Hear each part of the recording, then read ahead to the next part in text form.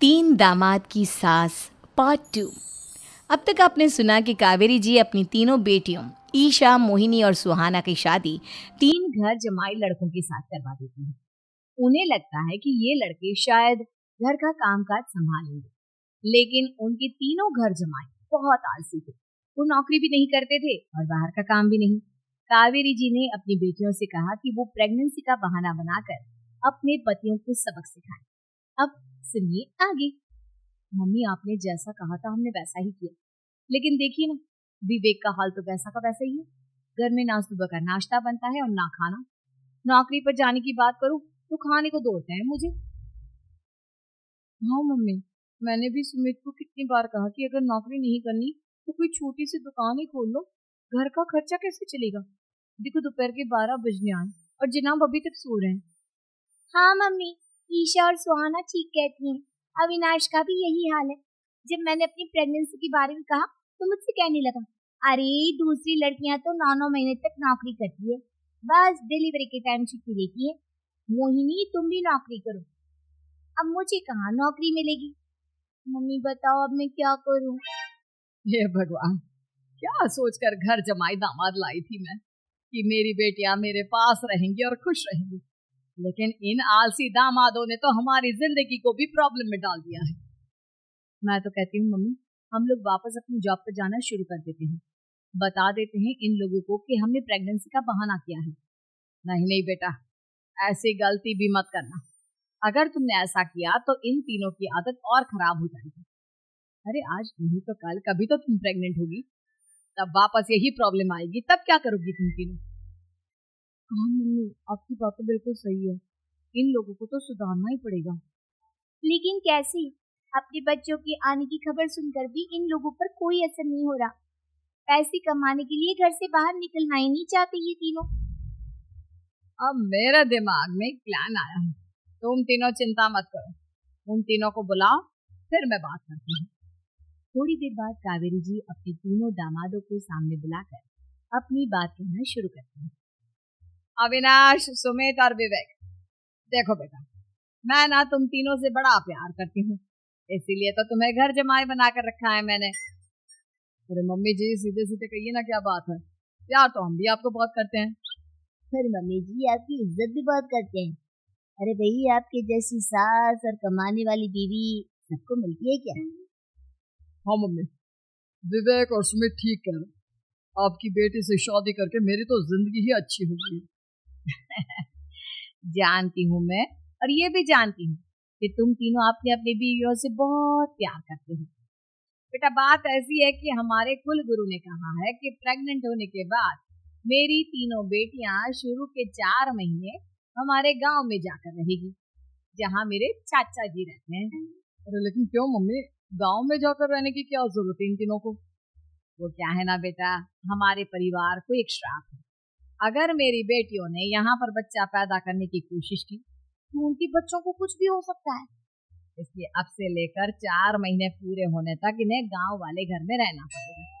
हाँ, तो इसमें प्रॉब्लम क्या है मम्मी जी? हम भी वहाँ जाकर रहेंगे, पिकनिक मनाएंगे। अरे भाई, बीवी जहाँ हम भी वहाँ। हाँ यार, आइडिया तो बहुत अच्छा है। शहर की जिंदगी में रह रहकर परेशान हो चुके हैं, अब कुछ दिन गांव में बिताएंगे। तुम लोग समझने की कोशिश क्यों नहीं करते? तुम में से कोई भी वहां नहीं जा सकता, और मैं यहाँ रहूंगी ना तुम तीनों के साथ।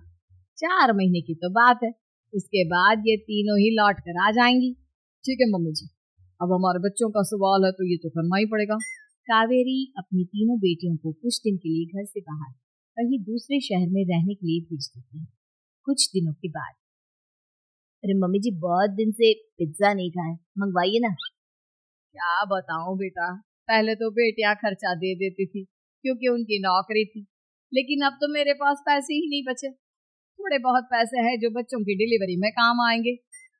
लेकिन मम्मी जी, आपकी बेटियों को वापस आने में तो अभी बहुत वक्त बाकी है। वही सोच सोच कर परेशान हो रही हूँ। सोच रही हूँ कल से दूध भी बंद करवा देती हूँ। अब दूध वाले को देने के लिए पैसे भी तो नहीं है ना। अरे नहीं नहीं मम्मी जी, अगर दूध भी बंद करवा दोगी तो मुझे चाय कहाँ से मिलेगी? तो चाय के बिना मैं तो मर ही जाऊंगा। क्या करूँ बेटा, इसके अलावा हमारे पास कोई ऑप्शन नहीं है। मेरे पास पैसे ही नहीं बचे। इस तरह कावेरी जी धीरे धीरे अपने तीनों दामादों को पैसे देना बंद कर देती हैं और घर में खाने पीने की चीजें लाना भी बंद कर देती हैं। अब वो तीनों बुरी तरह से परेशान होने लगे थे और इसलिए एक दिन तीनों प्लान करके घर से बाहर निकलते हैं और बाजार में जाने के बाद, यार अच्छा खाना खाए हुए कितने दिन हो गए, पता नहीं कब अच्छा खाना मिलेगा। हमारी बीवियों के जाने के बाद तो हमारी हालत भिखारियों जैसी हो गई है यार। कुछ भी हो, मुझे तो आज पिज्जा खाना ही खाना है। जेब में 1 रुपया नहीं और पिज्जा खाना, कहाँ से आएंगे पैसे? देख वहाँ सामने बोर्ड पर क्या लिखा हुआ है, कंप्यूटर पर काम करने के लिए एक आदमी की आवश्यकता है। भाई मैं तो जा रहा हूँ, काम करूंगा और शाम तक पैसे लाकर आराम से पिज्जा खाऊंगा। जा जा, तुझे कोई काम नहीं देने वाला, हम तो घर जा रहे हैं। चल भाई सुमित। सुमित और अविनाश वहां से चले जाते हैं और विवेक उस कंप्यूटर शॉप पर सारा दिन काम करके 5,000 रुपए कमा कर घर लौट कर आता है और अपने खाने के लिए अच्छी अच्छी चीजें भी लेकर आता है। ये देखकर विवेक और सुमित के दिल में भी कुछ पैसे कमाने की इच्छा जागती है। अरे सुबह सुबह कहाँ चल रही है तुम? मम्मी जी एक बहुत अच्छी जगह मिली है, कंप्यूटर पर काम करने के 5,000 मिले थे कल मुझे। अगर रोज काम करूंगा तो पूरे 40,000 की तनख्वाह। अरे वाह, ये तो बहुत अच्छी बात है दामाद जी, आपको जाना ही चाहिए। सुमित और अविनाश विवेक को इस तरह तरक्की करते देखकर परेशान हो जाते हैं और वो दोनों भी काम की तलाश में निकल पड़ते हैं। धीरे धीरे उन दोनों को भी काम मिल जाता है। अब कावेरी के तीनों दामाद छोटी मोटी नौकरी करके अच्छा पैसा कमाने लगे थे। एक दिन कावेरी उन्हें अपने पास बुलाती है। अरे वाह, विवेक 40,000 कमा लेता है, अविनाश 60,000 और सुमित तुम भी 40,000 के आसपास कमा ही लेते हो। कुल मिलाकर तुम अच्छे खासे पैसे कमा रहे हो बेटा। हाँ मम्मी जी, बहुत मजा आता है जब महीने के एंड में मोटी रकम हाथ में आती है।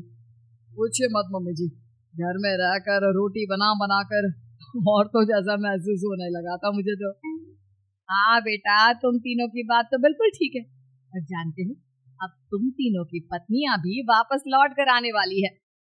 लेकिन मम्मी जी अभी तो उन्हें गए सिर्फ 2 महीने हुए हैं, आपने तो कहा था वो 4 महीने के बाद लौट कर आएंगी।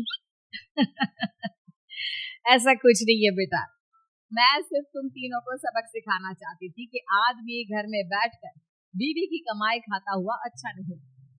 इस दुनिया में हर इंसान को मेहनत करनी चाहिए, काम करना चाहिए, चाहे वो औरत हो या आदमी, ताकि अपने परिवार को संभाल सके। कावेरी की बात सुनकर उन तीनों को अपनी गलती का एहसास होता है और कावेरी उन्हें सच बता देती है कि ईशा, सुहाना और मोहिनी शहर में ही कहीं दूसरी जगह रह रहे थे। शाम के वक्त उन तीनों की पत्नियां लौट कर आ जाती है और कावेरी जी का परिवार एक खुशहाल परिवार की तरह रहने लगता है।